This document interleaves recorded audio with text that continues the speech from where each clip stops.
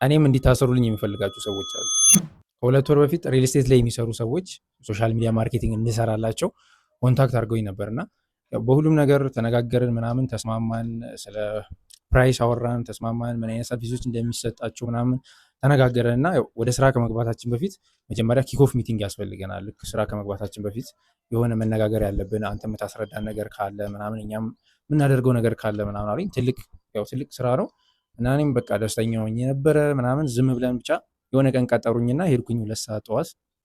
ከዛ ልክ ስገባ ይሄ ትልቅ አለ አይደለ የስብሰባ ምናምን የሚደረግበት ሚቲንግ ሩም እዛ ላይ ነበርና ልክ እኔ እንደ ስራ አስኪያጅ ተቀመጥኩኝ። እነሱ በዚህና በዚህ ምናምን ነገር ተደረደሩ። ዋናው ሰውዬ ምናምን ከኔ ስትሬት ተቀምጧል ምናምን።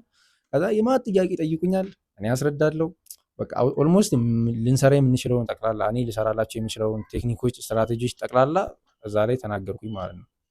እና ያ ጥፋት ነበረ እና ሁሉን ነገር ተናገር። ሊድ ጀነሬሽን አጠቃላይ አድ እንዴት እንደሚሰራ ምናምን የፌስቡክ አድ፣ ቲክቶክ አድ፣ ጉግል አድ ምንም የቀረ ነገር የለም። ሁሉንም አስረዷቸው ምናምን ነገር ያው ኢምፕሊመንት ማድረጉ ይከብዳቸዋል። ከዛ በኋላ እንግዲህ መልሰን ኮንታክት አድርጊያቸው ልንሰራ ምናምን ስሞክር ሪስፖንሲቭ አልነበሩም። በጣም ያዘገዩ ነበር ምናምን። ያው ኢቬንቹዋሊ ቀረ ማለት ነው ስራው እና ቆይቶ አሁን ያንን ለመስራት እየሞከሩ ነው ሰዎች።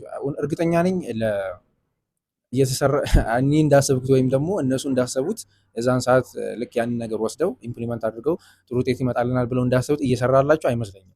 ግን ምንድነው ዞሮ ዞሮ ያው ከዛ የተማርኩት ነገር ምንድነው እንደዚህ ወደ ስራ ከመግባታችን በፊት ምንም አይነት ስትራቴጂ ኪክኦፍ ሚቲንግም ሊሆን ይችላል የትኛውም አይነት ሚቲንግ ሁሉንም ነገር ስትራቴጂ በተለይ ደግሞ ዳውን ፔመንት ሳልቀበል ከዛ በኋላ አላደርግም እና እንደዚህ አይነትም ሌብነት አለ። እኔ ባይታሰሩም ግን ብቻ ይሄንን ሌላ ሰው በተለይ ሶሻል ሚዲያ ማርኬቲንግ እየሰራ ያለ ሰው እንዲማርበት በሚል ቪዲዮ የሰራሁት